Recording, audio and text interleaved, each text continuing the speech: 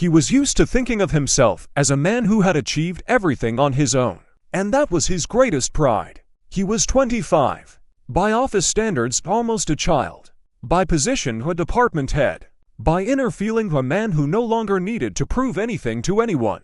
He grew up without parents, without family stories, without childhood photographs. From the orphanage, he took away one simple rule. If you want to survive, be strong. If you want respect, never show weakness. And he learned that well. One his office days began early. He arrived first not because he had to, but because he wanted people to notice. Glass, metal, cold light, large windows. A meeting room with a long table. This was his territory, the place where he felt control. People treated him differently. Some respected him, some feared him, some smiled too carefully. He saw it all, and he liked it. She had worked at the company for a long time, too long for anyone to remember when she first arrived. Short, gray hair always neatly pulled back, a calm voice, an old position without a proud title. She was respected, not because she was loud, but because she never did more than necessary. She knew where everything was. She knew whom to approach. She knew how not to get in the way, and that was exactly why he barely noticed her. To him, she was part of the background. Like a cabinet, like the clock on the wall. 3 that day went wrong from the very beginning. A report was late. An email from upper management was sharp. He felt watched. In moments like that, he needed to show that he wasn't just a young upstart, but someone who truly controlled the situation. The meeting started on time. Everyone was present. She was there too, for the mistake was small, almost invisible. A number in a table. Not critical. Fixable in a minute. She tried to explain calmly, without excuses, without raising her voice. And that was what irritated him. It felt as if she was speaking too confidently, too calmly, as if he wasn't the one in charge. 5 He didn't plan to humiliate her. He just wanted to put her in her place. His voice grew colder, his words sharper. Do you even understand where you work? This is not a hobby club. If you can't handle it, maybe it's time to think about. He spoke slowly, in front of everyone, with pauses. He felt the room grow silent, eyes lowered, no one stepping in. 6 She said nothing. She didn't defend herself. She didn't argue. She didn't explain. She simply stood there and listened. At one point, he noticed her gaze. Not offended, not frightened, too calm, and for some reason, that irritated him the most. 7 He ended it abruptly. Put a full stop on the discussion. Closed the topic. The meeting went on, but something in the room had already broken. He noticed it, but chose to ignore it. Work is work, he told himself. No one died. 8 After the meeting, she returned to her desk, sat down quietly, and continued working. No complaints. No conversations. Colleagues exchanged looks. Someone wanted to say something and didn't. He noticed. And for the first time that day, he felt not satisfaction, but a strange tension. 9 Throughout the day, he caught himself thinking about her face. Not her words. Not the scene. But her eyes. As if she had looked at him not as a boss, but as someone she had known for a very long time. He pushed the thought away. 10 Part 1 In the evening, as he was leaving the office, he saw her slowly putting on her coat. He walked past her without saying a word. She said quietly, "Good evening." He nodded without even turning his head. And he did not know that in that moment he had humiliated the only person who had been watching over him from afar his entire life. He expected the feeling to pass, for the tension to disappear the way awkward moments usually do after a night, after sleep, after morning. But it didn't. The next day, the office looked the same. The same desks, the same screens, the same people. And yet, something had changed. He noticed it immediately, even though he couldn't explain what exactly it was.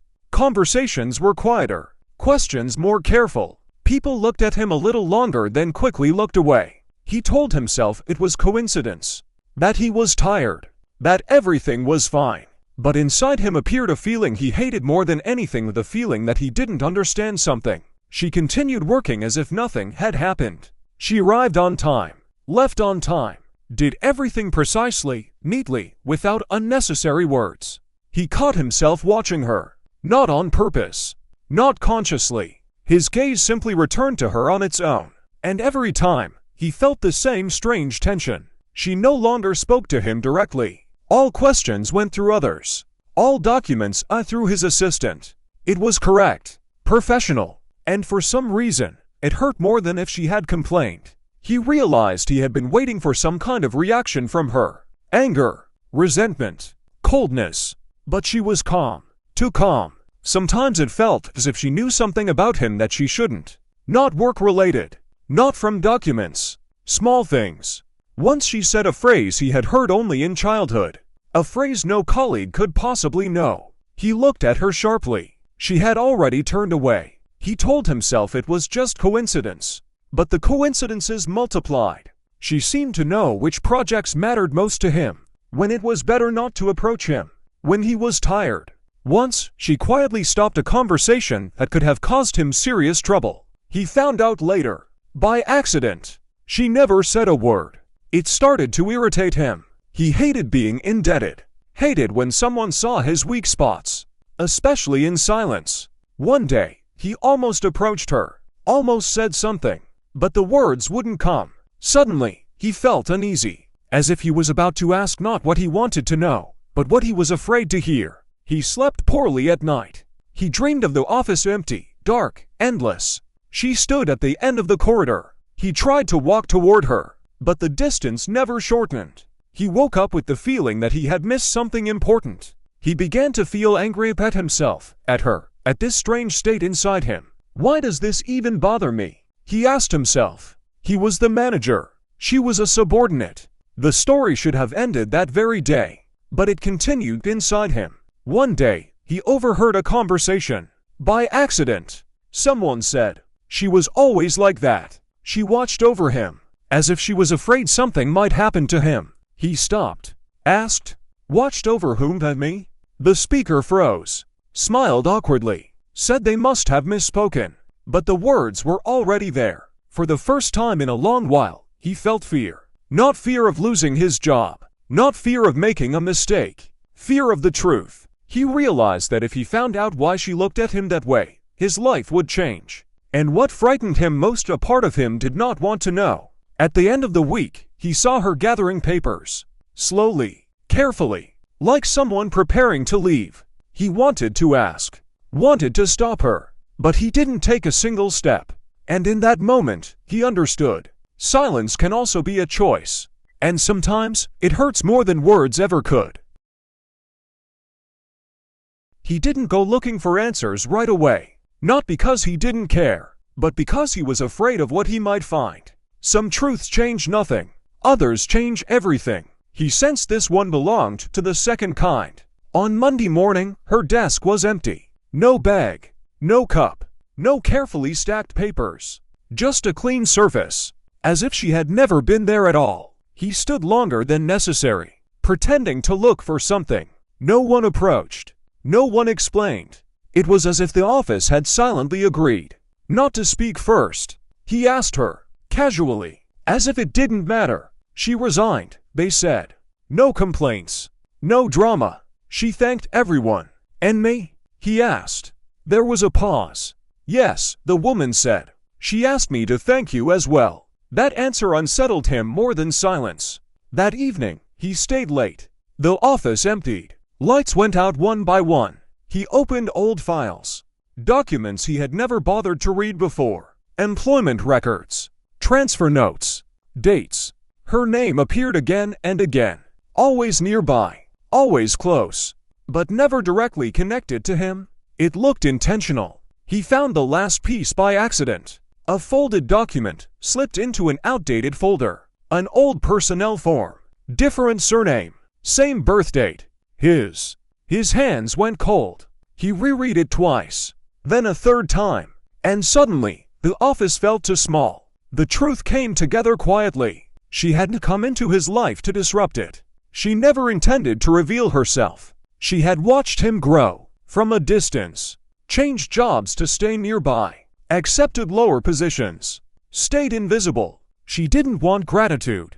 Didn't want recognition. She only wanted to know that he was safe. That he was alive. That he was becoming someone. He remembered the meeting. her silence, her calm, her eyes. She had looked at him as a subordinate looks at a superior. She had looked at him as a mother looks at a son, when words are no longer allowed.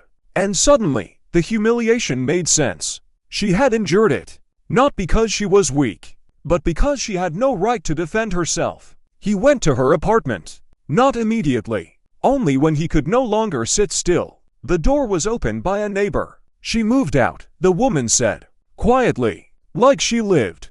"Do you know where she went?" he asked.